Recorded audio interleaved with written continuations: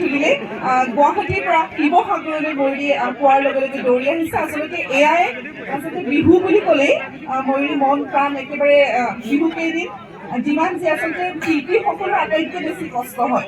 আমি যদিও অনুষ্ঠান কৰিলে যাম, ময়ূৰী আকৌ গুৱাহাটী বেক কৰিব, আকৌ বেক টু বেক অনুষ্ঠান আছে। ময়ূৰী ভালে থাকা আৰু বিহুৰ উলগ যাচিছোঁ। আপোনালৈ বহুত বিহুৰ উলগ আৰু NKTVৰ জৰিয়তে সমূহ অসমবাসী ৰাইজলৈ বিহুৰ উলগ যাচে।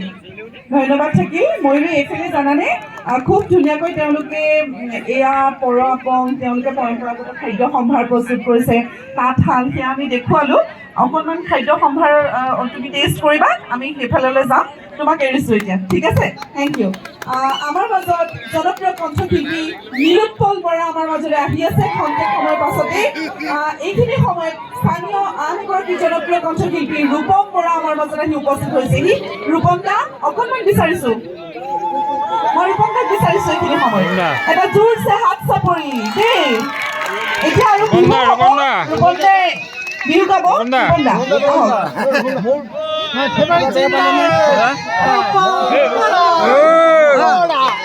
আচলতে এই দুজন মানুহক এৰি শিৱসাগৰত কোনো অনুষ্ঠান নহয়। ৰাইজৰ বাবে বহু জনপ্ৰিয় গীত উপহাৰ দিছে এইগৰাকী ৰূপম বৰাই। কেৱল ৰূপম দা মনোজ দা আচলতে আমাৰ গৌৰীসাগৰ বা শিৱসাগৰৰ গৌৰৱ নহয়, অসমৰ গৌৰৱ। বিহু বুলি ক'লে শিল্পীসকলৰ যিদৰে ব্যস্ততা, ৰূপম দা এইবাৰ বিহুৰ বাবে নতুন কি গীত মুকলি কৰা হৈছে? এইবাৰ নাহৰো ফুলিলে বুলি এটা গীত কৰিছোঁ আৰু সংগীত কৰিছে পলাশ গগৈ আৰু প্ৰযোজনা কৰিছে আমাৰ অভিনৱ মাউত, সকলোৱে চিনি পায়। গতিকে সেই গীতটি আহি আছে বিহুৰ আগে আগে আহি আছে, কিন্তু অকণমান যদি গুণগুণাই দিয়ে কেনে হ'ব নাহৰ এইবাৰ? আৰু মৌচমিকাক বহুত ধন্যবাদ জনাইছোঁ, NKTVৰ সকলোকে বহুত বহুত ধন্যবাদ জনাইছোঁ। আৰু নতুন গীতটি অকণমান গুণগুণাই দিওঁ ন, ভাল লাগিব। সকলো ভালে আছেনে?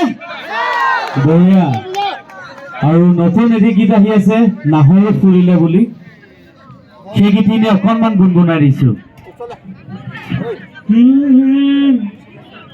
ও নাহৰ ফুলিলে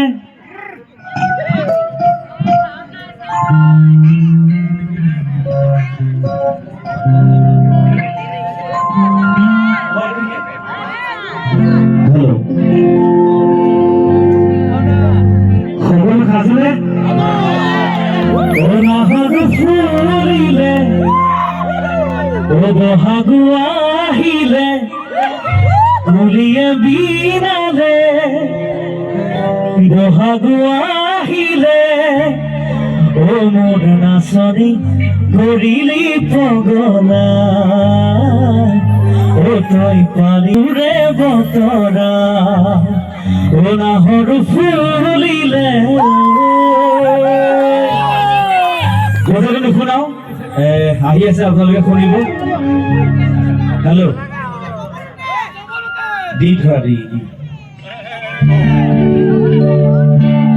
সকলোৱে ধুনীয়াকে একেলগে সহযোগ কৰিব লাগিব, হয়? তেতিয়া ভাল লাগিব ন? আৰু মোৰ এটি গীতেৰে অনুষ্ঠান আৰম্ভ কৰিছোঁ, সকলোৱে কিন্তু ধুনীয়াকে একেলগে সহযোগ কৰিলে ভাল লাগিব। ফাগুনি পইচা যেতিয়া আহে